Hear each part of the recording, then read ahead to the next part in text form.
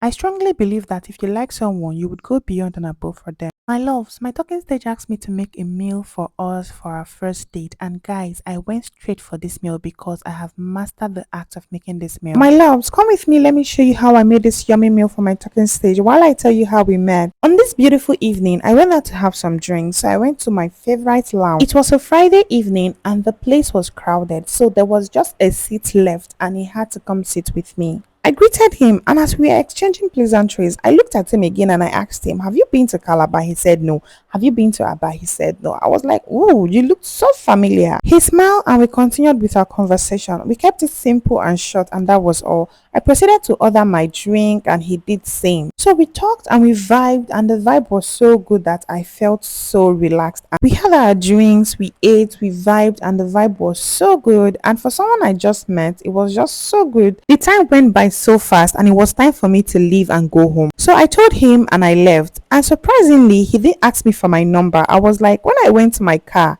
So I got into my car wondering why he didn't get my number. And I was so surprised because I mean, the vibe was in check. B, he has someone in his life. Anyways, I moved past that. Remember, I told you all that we had a very good time. We had conversations where I told him that was my favorite spot and I come there during weekend. So the day we met was on a Friday evening. So the next day I told him I was going to be there because I we had a conversation and I told him that I always come there during the weekends like Friday and Saturdays because Saturdays they have this live band happening there. So I wasn't going to miss that for anything. So I got dressed and went straight to my favorite spot to have fun. I wasn't even expecting to see him that day. Oh. So when I got there, the bartender told me that someone came to look for me. I was genuinely curious to know who he was or who the person was.